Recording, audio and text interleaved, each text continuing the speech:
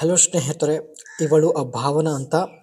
ನನ್ನ ಭಾವನೆಗಳು ಅರ್ಥ ಮಾಡಿಕೊಳ್ಳುವಂಥ ಒಬ್ಬ ವ್ಯಕ್ತಿ ಅರ್ಜೆಂಟಾಗಿ ಬೇಕಾಗಿದ್ದಾನೆ ಎಂದು ಭಾವನಾ ಅವರು ಪ್ರೊಫೈಲ್ ಶೇರ್ ಮಾಡಿಕೊಂಡಿದ್ದಾರೆ.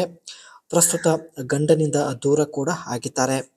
ಎರಡನೇ ಮದುವೆ ಬೇಡ, ಡೇಟಿಂಗ್ ಮಾಡುವ ಆಸೆ ಎಂದು ಖುದ್ದಾಗಿ ಭಾವನಾ ಅವರೇ ಮಾಹಿತಿ ಕೊಟ್ಟಿದ್ದಾರೆ.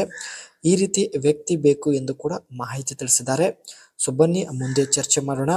ಜೊತೆಗೆ ತನ್ನ ಸ್ವಂತ ಊರಲ್ಲಿ ಹರ್ಬಲ್ ಪ್ಲಾಂಟ್ ನರ್ಸರಿ ಒಂದು ಒಳ್ಳೆ ಬಿಸ್ನೆಸ್ ಸ್ಟಾರ್ಟ್ ಮಾಡಿರುವುದಾಗಿ ಮಾಹಿತಿ ಕೊಟ್ಟಿದ್ದಾರೆ. ಇದರಿಂದ ಒಳ್ಳೆ ಹಣ ಕೂಡ ಸಂಪಾದನೆ ಮಾಡುತ್ತಿದ್ದಾರೆ. ಸೊ ಇದ್ರ ಬಗ್ಗೆ ಮುಂದೆ ಚರ್ಚೆ ಮಾಡೋಣ.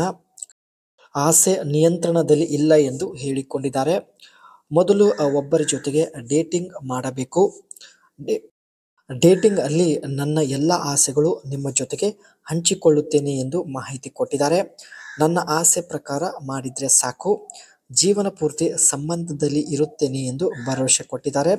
ಜೊತೆಗೆ ಸ್ನೇಹಿತರೆ, ನಿಮಗೆ ಪ್ರತಿ ತಿಂಗಳು ಹಣ ಕೂಡ ಕೊಡೋದಾಗಿ ಭರವಸೆ ತಿಳಿಸಿದ್ದಾರೆ. ಈಕೆಯ ತೂತು ತುಂಬಾನೇ ಬಲಿಷ್ಠವಾಗಿರುತ್ತದೆ ಸ್ನೇಹಿತರೆ. ತೂತು 3 ಇಂಚ್ ಅಗಲವಾಗುವ ಸಾಮರ್ಥ್ಯ ಹೊಂದಿರುತ್ತದೆ. ಎಷ್ಟೇ ದಪ್ಪ ಇರಲಿ ಸುಲಭವಾಗಿ ಒಳಗೆ ನುಗ್ಗುತ್ತದೆ.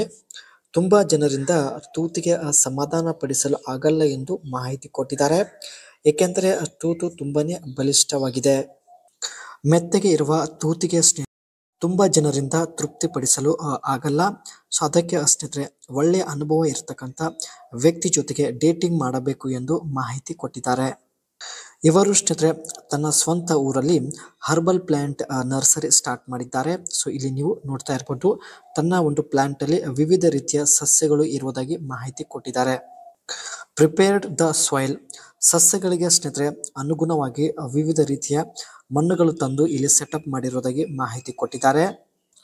ಮಣ್ಣುಗಳ ಸಹಾಯಕವೇ ಸಸ್ಯಗಳಿಗೆ ಒಳ್ಳೆಯ ನ್ಯೂಟ್ರಿಯೆಂಟ್ ಸಿಗುತ್ತೆ.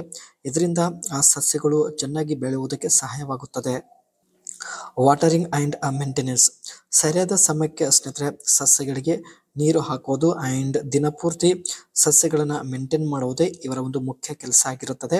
ಸೊ ಚಿಕ್ಕ ಚಿಕ್ಕ ಸಸ್ಯಗಳನ್ನು ಮಾರಾಟ ಮಾಡೋದ್ರ ಮೂಲಕ ಕೂಡ ಒಳ್ಳೆ ಹಣ ಸಂಪಾದನೆ ಮಾಡುತ್ತಿದ್ದಾರೆ. ಇದಕ್ಕೆ ಹರ್ಬಲ್ ಪ್ಲಾಂಟ್ ನರ್ಸರಿ ಎಂದು ಕರೆಯಲಾಗುತ್ತೆ.